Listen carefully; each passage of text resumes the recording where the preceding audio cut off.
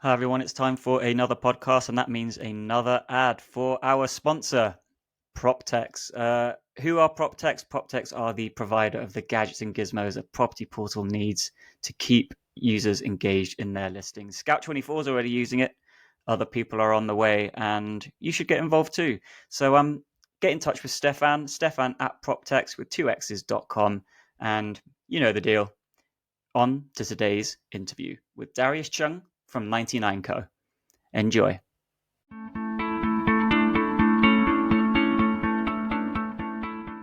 Hello and welcome to the PPW Pod, bringing you news, views, and interviews from the world of real estate, online marketplaces, and prop tech industries. My name is Harvey Hancock. I'm news editor at Online Marketplaces. I'm filling in for Edmund today, who is a bit poorly, but we have got a full panel today, including and starting with the famous Simon Baker, who's enjoying the Formula One in the background. How are you doing, Simon? I'm very well, thank you. Fortunately, the race doesn't start for another couple of days, but I'm looking forward to seeing it. Beautiful. And joining us from Singapore, it is Darius from 99 Co. Darius, how are you doing, my friend? It's been a while since Bangkok. Yes, indeed. Very well. Thank you for asking. I'm joining from Jakarta, actually. Oh, Jakarta. Oh, That's right. What's the reason for the visit to Jakarta? Oh, well, we run two countries, so Singapore and Indonesia. And in fact, I have a home here. This is my home in Jakarta. I live in both places. Oh, beautiful. So you spent some time in Indonesia. We'll get to Indonesia, but I think one of the things that we have to get to the bottom of is, firstly, let's talk about you, Darius. So I've got some notes here from Ed, so you can tell me with some very simple yes or no answers. But I've got here that you're a serial entrepreneur. Previously founded 10Cube mobile security company brought by McAfee in 2010. Is that true? True, except that cereal is spelled as a Cereal, and that's what I still eat today for breakfast. You're on the cornflakes and the Weetabix. Absolutely, that's what I can afford. You should be on a CEO salary by now. I'm sure you can upgrade to some muesli or something. Maybe some Eggs Benedict. I'll send your podcast to my investors. So I think it would be great to get a bit of your background, what it is that got you into the prop tech space, and then I think we'd love to find out really more about what 99 Co does. Sure, happy to do that. I'll give you kind of 1 minute TLDR. Like Harvey said, I started a mobile security company. It's a software security company, which I built for about 5.5 years. I sold that to McAfee. I started building that straight out of school. We never intended it to be a security company, actually. We were just losing our smartphones, and that was a pain point. And we were software engineers. I was trained as an engineer. And we thought that we could do something about it because these phones are powerful enough to do, to track it, to find the bag, to at least grab the data bag, so on and so forth. And that's exactly what we did. It turns out that was very useful for security problems. So it became a software security company. And after I sold the company, I became a landlord myself. I bought my own home, the first one. And through that process, I understood how painful it was, how much lack of transparency, lack of data, lack of utility tools that allows me to really be very smooth and efficient in my search, is really scratching my own itch. This is the classic engineer scratching his own itch kind of startup. Of course, over the 11 years now, I've learned a lot about marketplaces, thanks to you guys in a big part. About how important it is to understand supply side, how to work with the supply side, which is all the stuff we learned along the way. But I started as a consumer scratching my own itch. Okay, so then how do you go from there to 99 Co? Actually, what is 99 Co? So maybe we can start at that basic, and then we can talk about how you got into it. Oh yeah, sure, of course.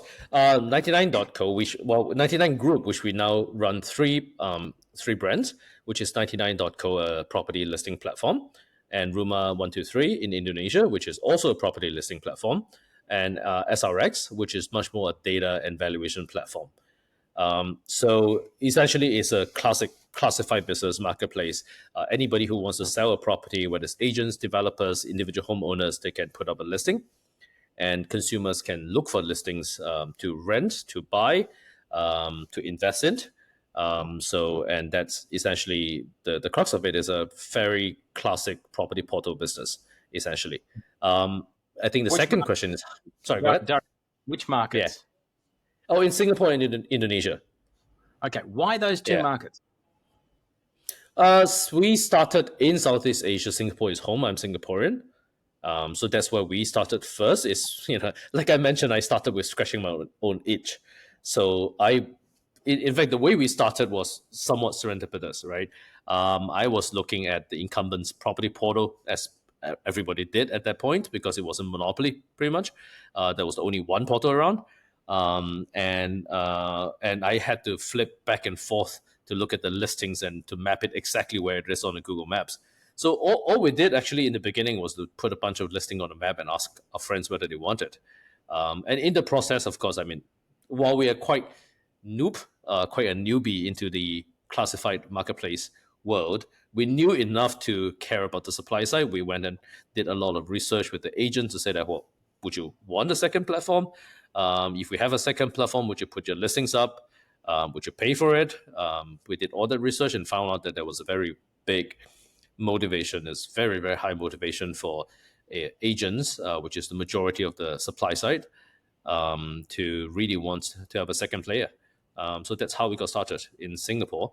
Then the next question is why Indonesia? Sorry, go ahead.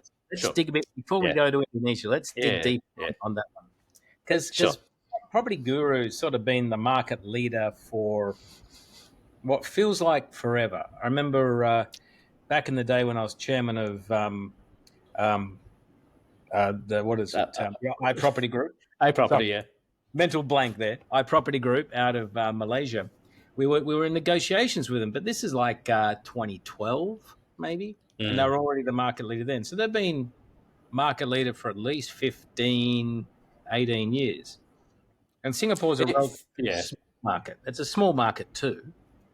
How do you think you can carve out a meaningful presence in that market? Yeah, no, those are great questions. And you have seen many of this, and I've learned a lot from you through the years. So maybe just to be clear for the audience, back then, before we started, the two big Goliaths, if you will, in the market were iProperty Group, which you were chairman of, and you guys were dominant in Malaysia. Whereas you had a presence in Singapore, but to put it quite bluntly, PropertyGuru kicked your ass. Which reasonably, right? So if you have $1 to deploy, you deploy in Malaysia, and PropertyGuru, on the other hand, would deploy it in Singapore, and thus the natural cadence is that PropertyGuru became the dominant force in Singapore. And yes, they have been probably dominant in Singapore for about 15 years now. Now then, the next question you had was why Singapore being a small market, and that's where I would refute, because Singapore is not a small market at all. If you look at the dollar term, Singapore is in 2024 is a residential property market is probably about $60 billion GDP market, and that's just residential, right? We haven't not counting commercial, industrial, so on and so forth. So it's not a small market. In fact, Singapore is the largest market, despite being the smallest population by country in all of Southeast Asia. Yep. So you're chasing the dollars, not the people. That makes sense. Dollar-wise, we learned a lot about the dynamics of high dollar value, low frequency, low density, low number of agents kind of market. So there's some interesting nuances that we learned a lot over the years, compared to a very low value but high volume market like Indonesia, right? So the nature is a bit different.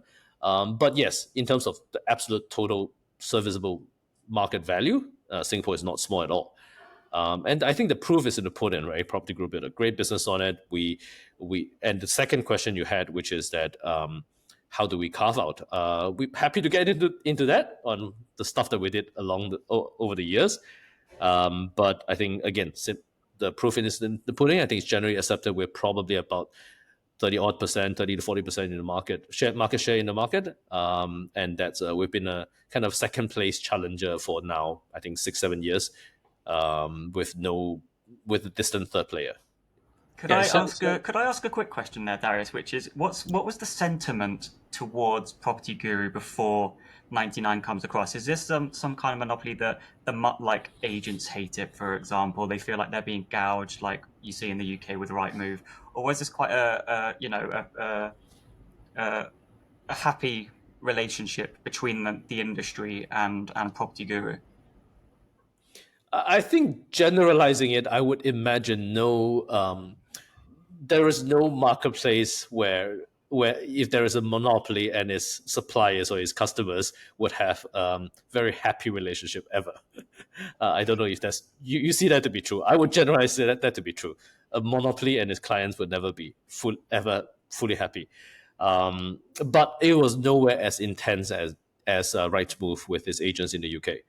11 years ago when we started. Over 11 years, I think if you track whether it's the percentage wallet or whether it is the average revenue per agent, these are very clear indicators that is being published.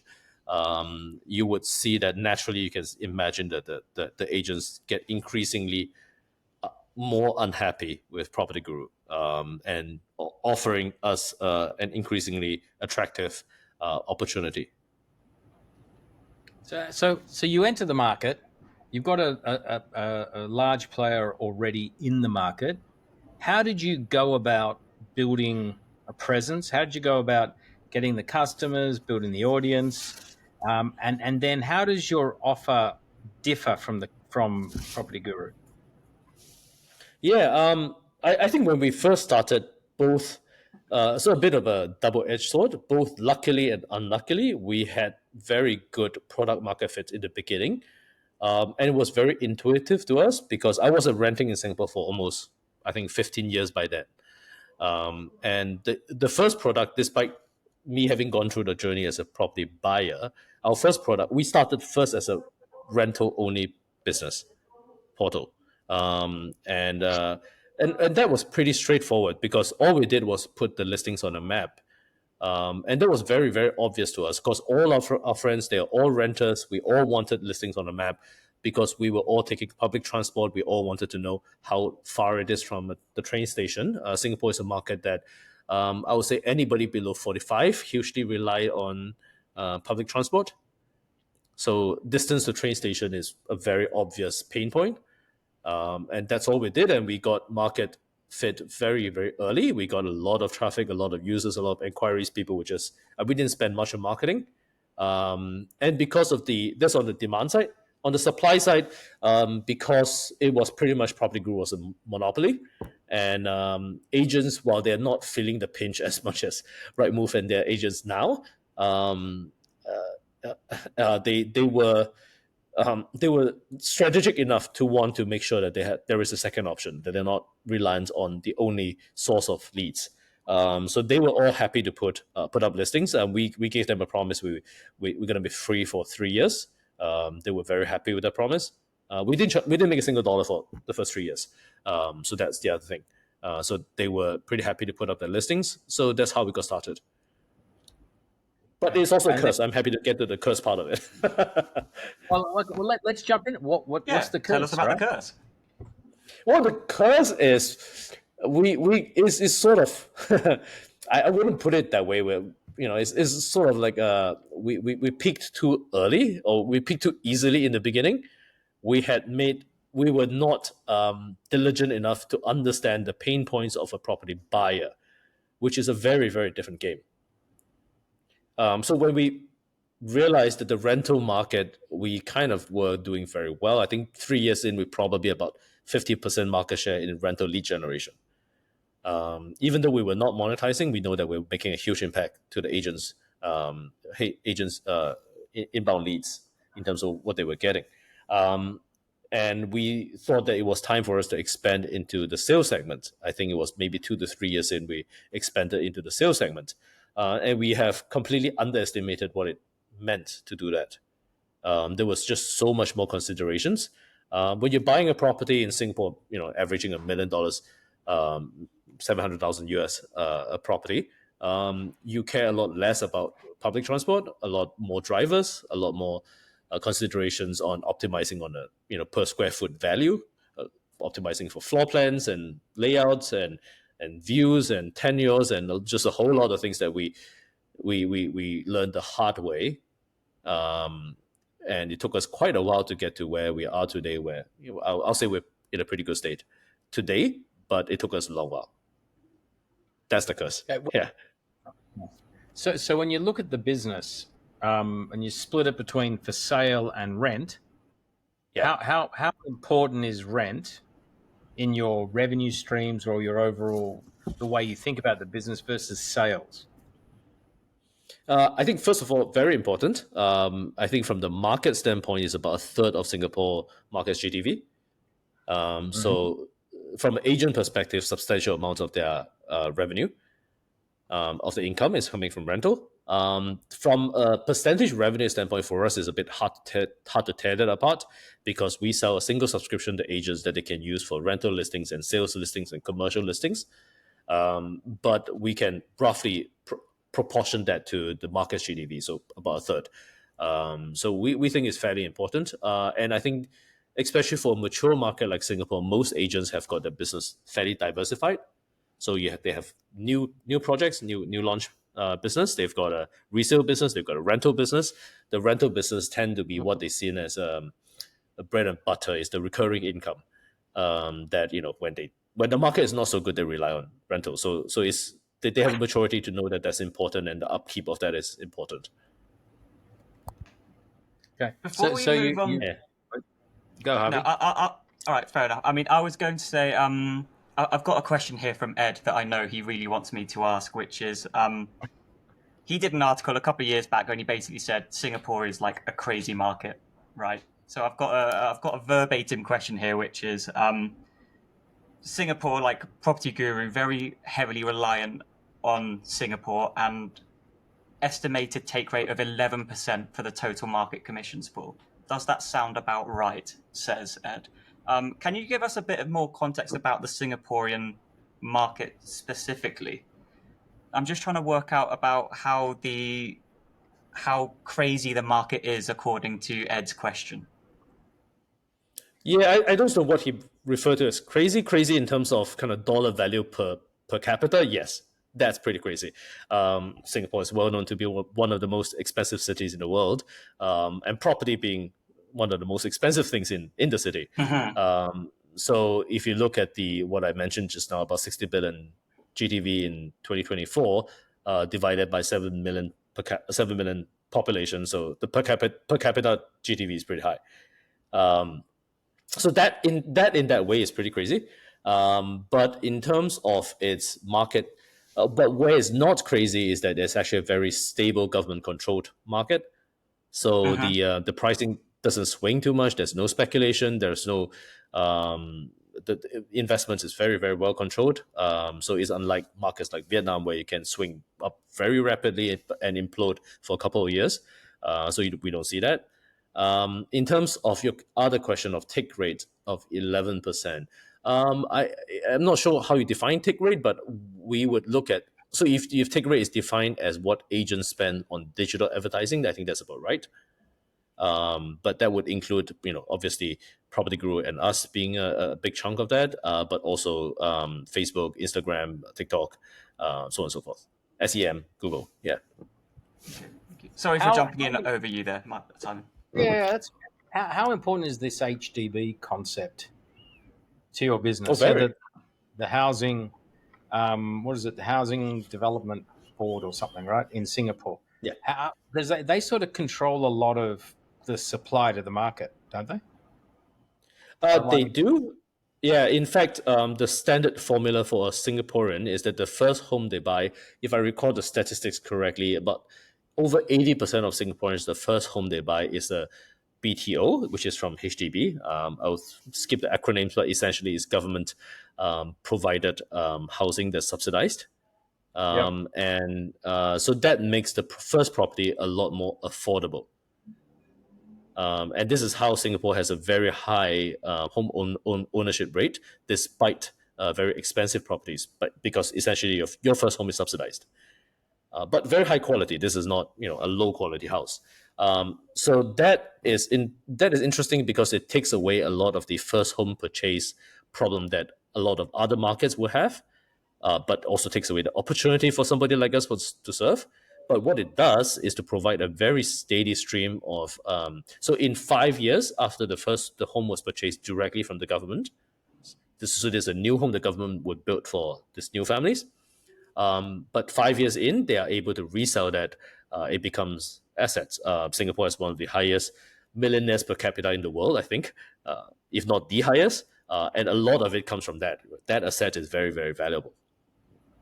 Okay, so the government builds the houses, it subsidizes the sale price, so it sets the price in the market for the sale of these. Does it advertise on you? These they got their own website? No, it's a direct purchase from government. Okay, so they advertise. Now, when it comes to selling it, it then is just a normal home that someone has to sell. Correct. So, and you're only allowed to sell it 5 years in. So you have to live 5 years, and then you can. And basically becomes a private home. Yeah. Okay. So I could buy an HDB home, for example, a former HDB home. A former HDB home. Yeah, not the new one. So they must be then perpetually building new homes in the market. Yes. So they control a lot of the supply, which is going back to your question. So one of the levers the Singapore government have very wisely devised is that if property prices are going up too high, there are several levers. If they don't want speculation, don't want investment money, they just add on tax to it. Or the other lever is that they just build more. So they've announced that they want to build 50,000 units over the next 3 years, which is a very large number. One more question on Singapore, Darius, before we move on to Indonesia.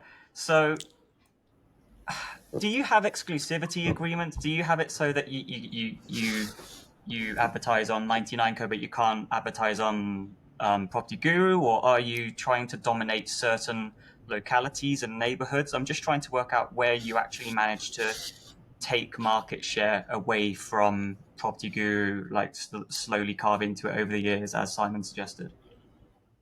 Yeah, that's a great question. So generally we don't, but that's primarily because the market itself is non-exclusive. So unlike Australia, UK, or the US, when an agent takes a mandate to sell from a seller, that mandate is typically non-exclusive. Now, what that translates into is that then an exclusive listing to us is often meaningless because some other agent is also selling for the same home. So which is why you don't see that sort of the war that's going on with Zillow and Compass and I don't know whoever else is happening in the US over exclusivity. It's pretty fun to watch, but doesn't really quite apply to us. Now then the question is, if the differentiation is not listings, to some degree it is, because what we've seen is that we've seen increasingly agents who new agents who have some affordability issues, they tend to favor 99 over the incumbent, just because we're more affordable. We're increasingly seeing listings that you just don't find on other portals. So that is a little bit of differentiation. I wouldn't say that's the main one right now. The biggest differentiation that has been how we've taken market share over the last 11 years has to do with the product, really.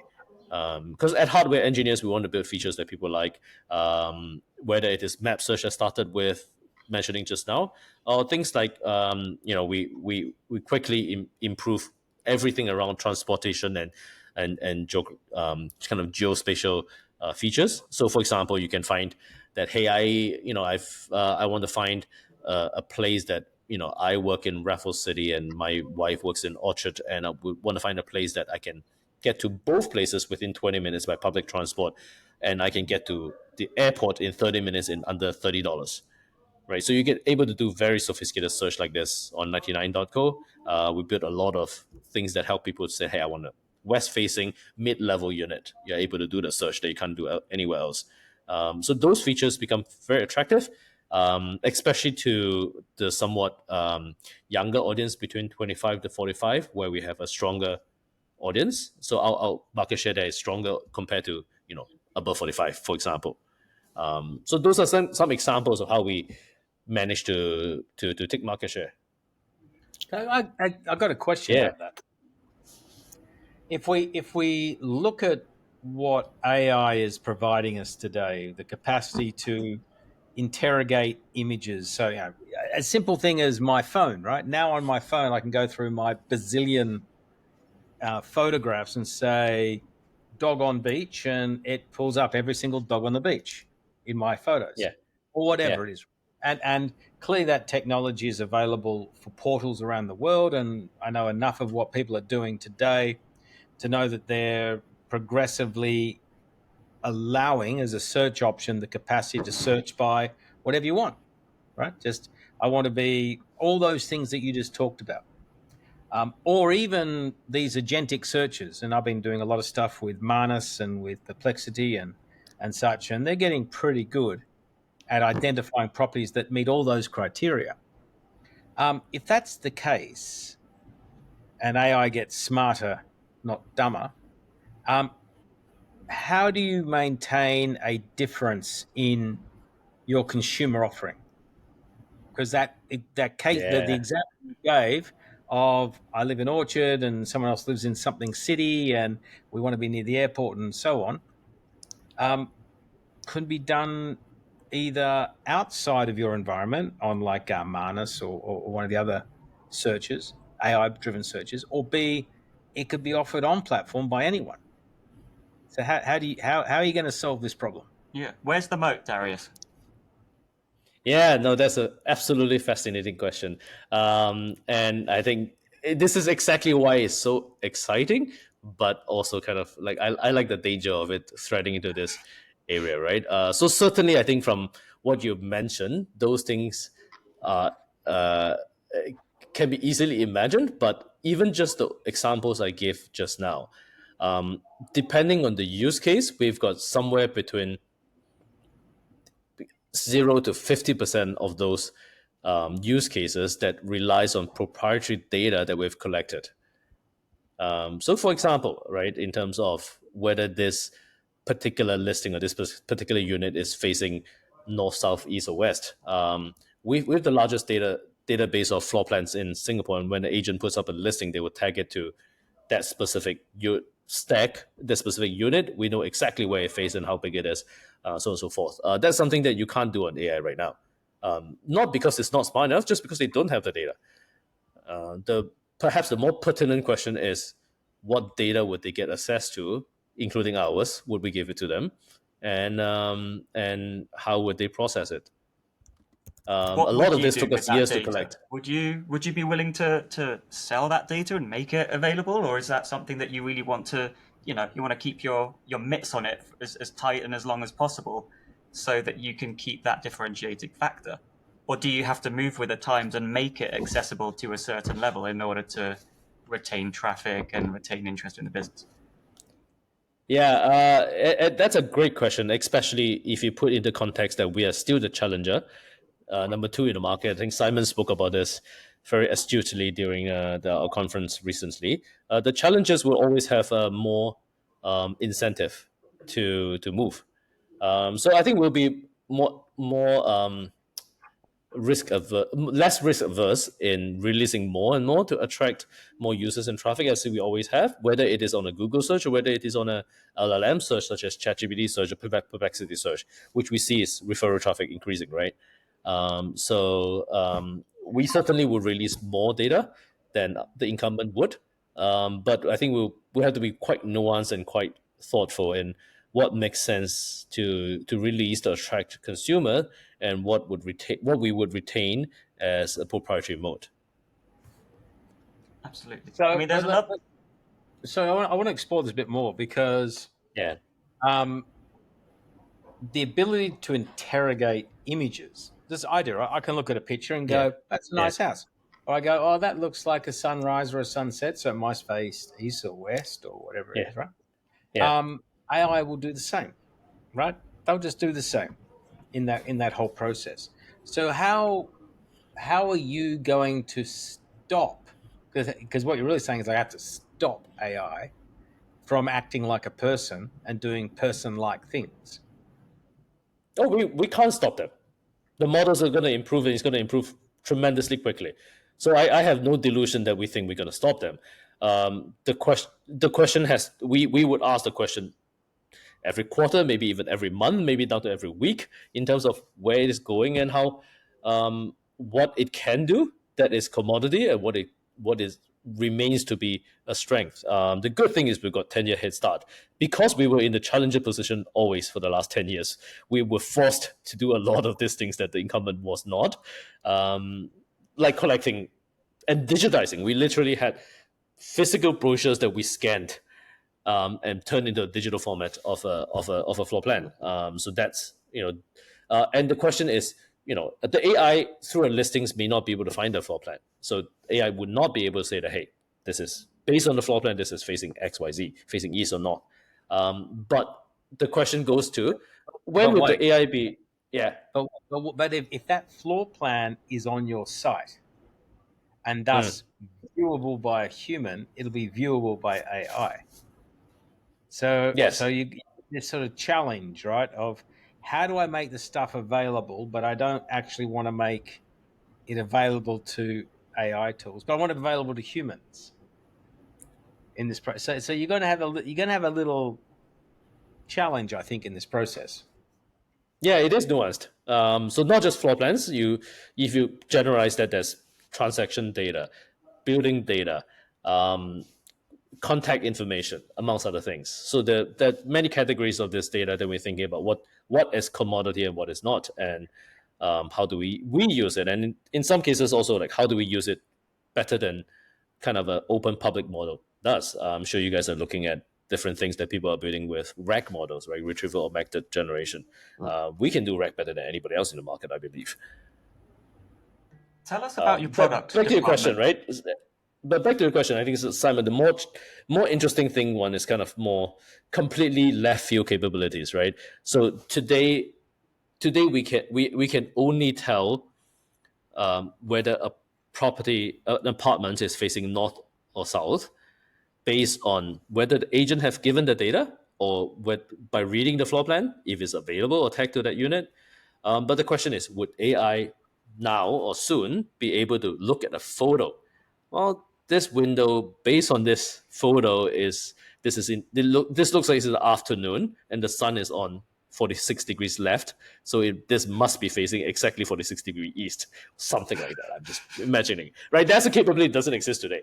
Would it get there? Maybe. So these are the questions we have to keep asking to say that, well, is facing as a filter for consumer, which is an attractive feature, commodity, or is it a proprietary? Yeah. So, quick question: Would you say that? Because what's interesting is while we've been sitting here, I threw into Manus AI the question about and I did downtown Singapore because I couldn't understand which city you were talking about. Okay.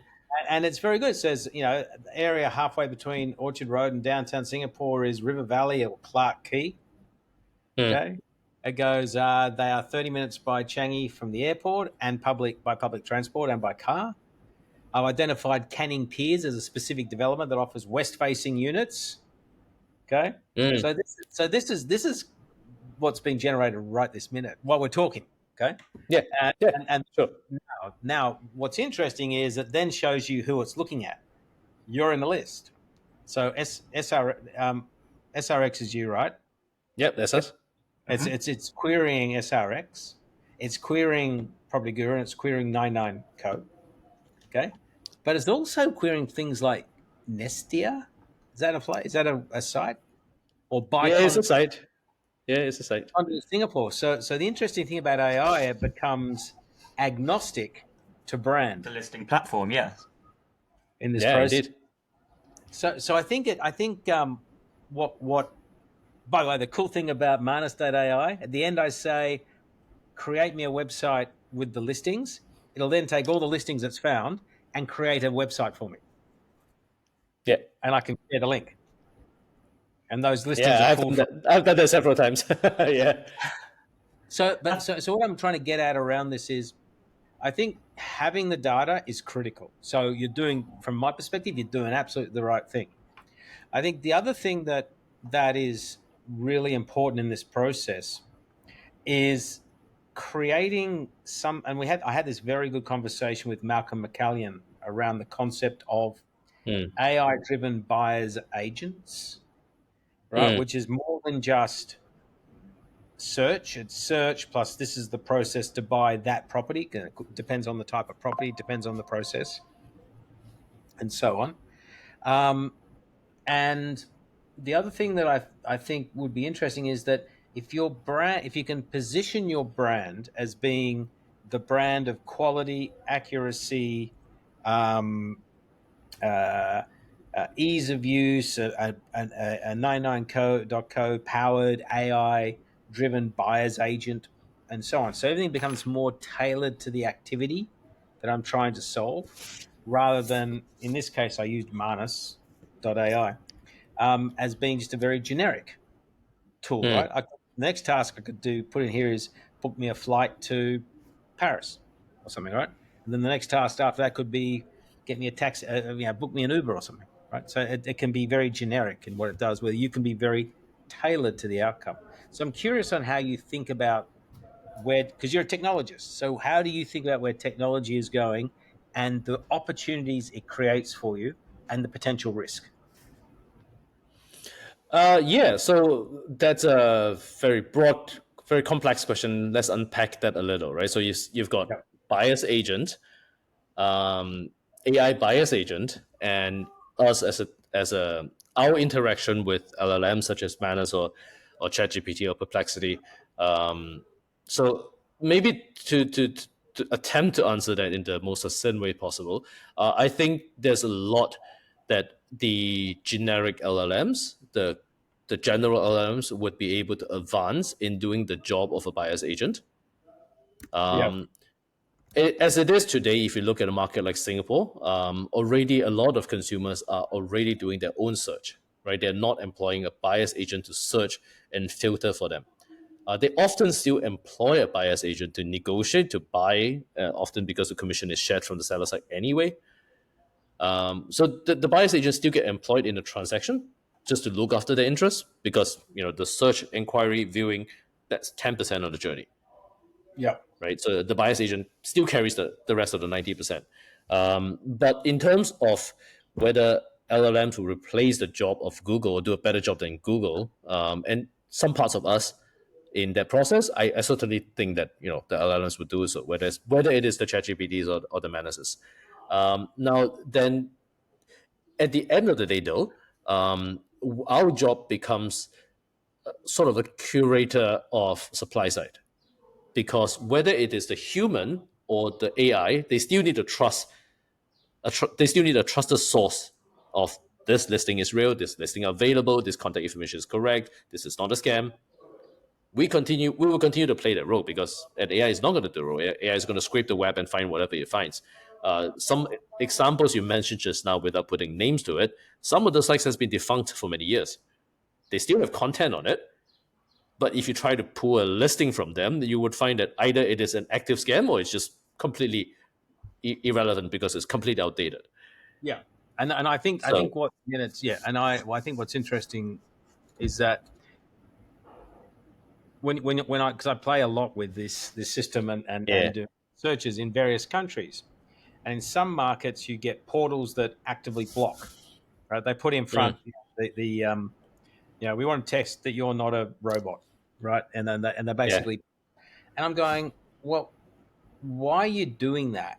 Aren't you better off embracing mm. and ensuring that your data is second to none, accurate, and presenting yourself as the trusted brand, right? Trusted for humans and robots alike. Yeah. Yeah? So you and allow the others who are trying to hold back the tide, a bit like the newspapers back in 2000, Yeah. right? Not 2000 anything, just 2000. Okay, and they were trying to hold back the tide rather than embracing, going, you know what, technology is here and I can use it to my advantage. They wanted to keep the old world. And I think as a challenger brand, you're in this great position where you can embrace what the others will fear And and even maybe as the launch forward even to become the leader. Absolutely, and even as a dominance brand, I perhaps it's in our philosophy or culture, right? Our approach will always be to embrace. So in Indonesia, we're also embracing it, despite we have no real commercial competitive reason to. And I think if you are a strong monopoly, a strong dominant force like we are in Indonesia, you can choose to block it and buy time, but you must have a strategy. Like, it's just buying time, right? Somebody's going to come up and figure out how to disrupt you. Otherwise, so we chose the path of embracing it and moving along with it. It's almost like a dance, right? Like I'd rather be dancing with AI than to sit back and say that, well, I'm keeping you out of the room. I don't think you can keep AI out of the room. No. AI is going to be in the room. not. But you that's Yeah. putting it out. Yeah. Can we move on to Indonesia for a moment, Darius? Because Malcolm Meyer said something very interesting at the start of the Bangkok conference, talking about dominant advertising portals and how they don't work in Southeast Asia.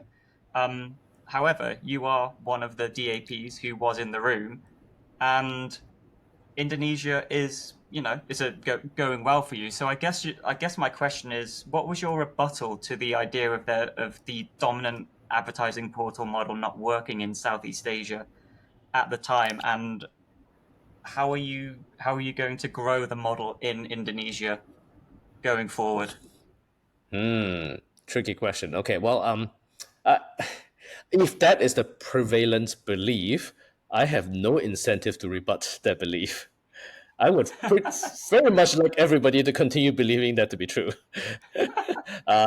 Now, getting to the more honest part of it, I don't think that is true. I think if you look backwards, looking back history is qualitatively different from looking forward.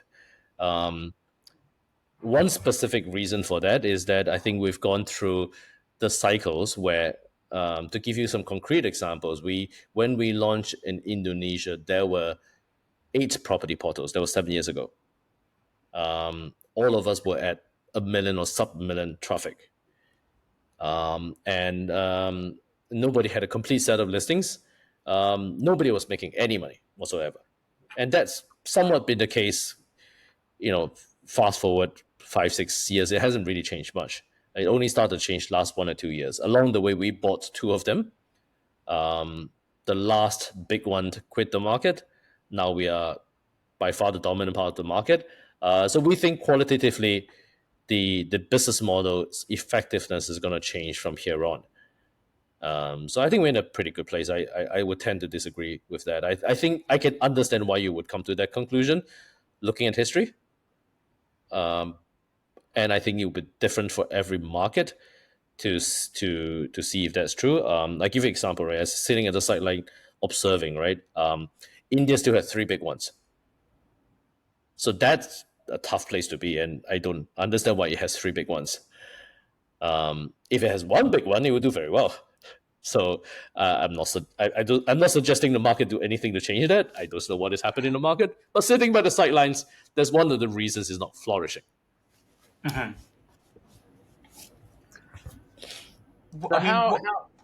you go, Harvey. I mean, I was going to say, correct me if I'm wrong, but the big rival to leave was PropertyGuru, correct? That's right. Was it PropertyGuru? Yeah, that's right. Yeah. So what are you thinking when this big competitor leaves the market? Are you thinking they know something I don't? Are you thinking this is our time to shine? I'm just trying to work out from what your perspective was from watching this incumbent who you've been going against for years now, leaving one of the markets and opening a door, or are they actually indicating that maybe Indonesia isn't the place to be, right?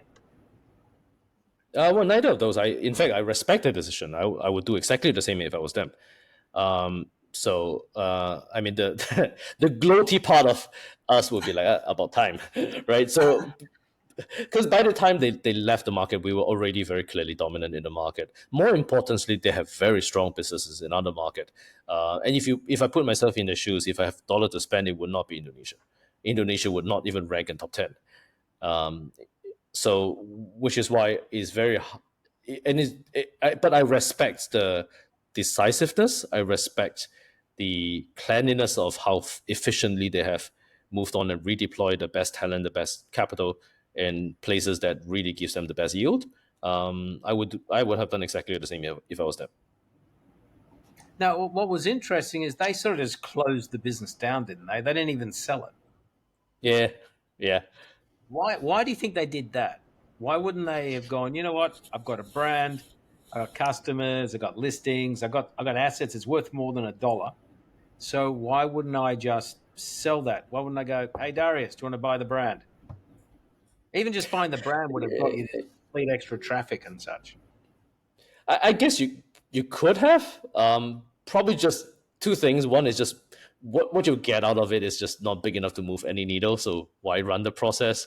You need your investment bankers or your at least internal M&A people, corp dev people. You need finance people. You need legals and so forth. The process itself is fairly expensive. And I think at the time they were a listed company, so there's a fairly expensive exercise to go through. And secondly, I think it's just time. It was just, and I think there's a lot of nuance in terms of the platforms were tied together. They probably have a central IP, central tech team, central code base. Somebody buy it was going to have to figure out how to transit it. There's data security issue. If they sell it to me, then how much of they have the ring fence data to say that we only get to see that part of the data. So it's just complicated. It's probably faster just. So that's what I respect, right? It was very decisive and very quick, and probably the right thing, in my opinion. Now, recently, DCG, Digital Classifieds Group, has also gone through basically a sale process. So there'll be a new competitor in town for you, or at least a new owner of the existing competitor. How do you think about that? Oh, it would be interesting. It would be interesting. I think I believe it is public information now in terms of who the buyer is. Is it? Is it not? I think it is. Anyway, we know. I'm sure you know. So it'd be interesting because I think it's potentially a question of model. The new buyer is likely going to have a different business model as we are. That would essentially move us into the very classic question of. For the large part in Indonesia, you've got classified, which is us, very neutral, welcomes all agents, does no transaction ourselves, and you've got brokers, some of them doing very well, and some of them have their own websites, their own listings that generate some 10-20% of the leads, also doing well in their world, but largely still relying on us. So the question is whether there is something in between that can happen. Right, that's unclear or unproven at this point. We've got some interesting examples from Thailand that suggest maybe not clear enough to say that actually does exist. Okay, so you're looking at this and going, this could be an interesting moment in time. However, it might also just be a passing moment in time. I look at the this status as quo will. I look at this as if there's a new broker in town who's trying to generate lead, I will sell you something. Don't worry. It's a revenue opportunity for me. Brokers coming in want to sell some property. I'll make some money off it. Yeah. Which would sort of make sense. Okay, so Harvey, we should probably wrap up. Yeah, shortly. there's so many questions still on the agenda, so I think we'll try and get you back on sometime soon, Darius, for a part 2. But I do have one question for you before we get out of here, which is what is something that the industry isn't talking about that you think it should be spending more time talking about? Oh, a bit loaded question. I'm going to reveal things I probably shouldn't be revealing. I think the industry don't spend enough time thinking about homeowners, sellers. What would you do about it? A lot. One of the fundamental things of portals is that we sit between the seller, which is typically agents, and the buyer, which is a very transient relationship. So somebody comes in, use the portal for 3 months, 6 months, they buy a property, off they go. You never see them again for 5 to 7 years. But actually, they become a homeowner. That's an interesting place to be. They're buying a lot of other things. They're buying interior design, they're buying insurance, they're buying mortgage, they're buying a lot more things than just the home itself. Now, I'm not suggesting that it is appropriate for and the correct skill set for portals like us to be doing all of those stuff, but I think there is a role for us to play, and we think a lot about it. I'm not sure exactly, and a lot of it comes from the fact that we acquired SRX for this specific reason. SRX is a valuation, is more known for its valuation. It's a listing portal, but it's more known as valuation. So it's got about a third of Singapore homeowners registered with us. So we are kind of directly exposed to it all the time. So it's kind of interesting to think about the relationship with homeowners. I look forward to seeing what you come up with to nurture that relationship in the coming years. But as Simon says, we need to wrap up for now. So we'll say thank you very much for your time, Darius. And until next time, it's going to be goodbye Thank you for from having me. Simon Baker. Yes, thank you. It's Thank you, goodbye from Simon. Thank you, Harvey. Harvey. And It's goodbye from Darius. that's goodbye from And Darius. it's goodbye from Anyway, Darius. so Darius. Thank you for having me. Well, Thanks, eventually everyone. get that right. And just for the fun sake of it, my full listing results are back from my search. It's recommended Canning Piers and River Place as two good places to buy. I've asked for the links. The links have come back from one from Property Guru, one from 99Co, one from SRX. This is in order. One from Edge Prop and one from Canning Piers Official.sg, whatever that may be. And that was for Canning Piers. And for River Palace, Property Guru, 99Co, SRX, Edge Prop, and another one from Property Guru. So what that shows is that although Property Guru may be a market leader from a human perspective, AI, as the agents, don't differentiate. And they're looking at what you're doing and saying, you've got data that's good data, and I'm going to go there.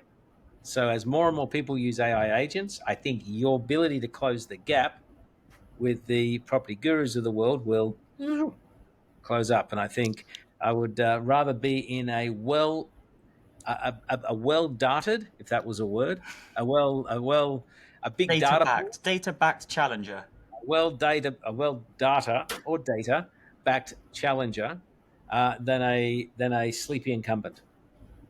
So good luck. Thank you. You've always been a visionary and oracle, so we will wait for your words to come true. A visionary and oracle. Oh my God. I have my introduction for the next podcast already lined up. Visionary and oracle. Great. Darius, The basic saying is, I'm old. You made a positive prediction. We'll bet on it. Okay. Anyway, now we're going to really say goodbye. Thank you, Darius. Thank you. Thanks very much for watching, everyone, and we'll see you on the next one. Ta-ra and bye-bye for now.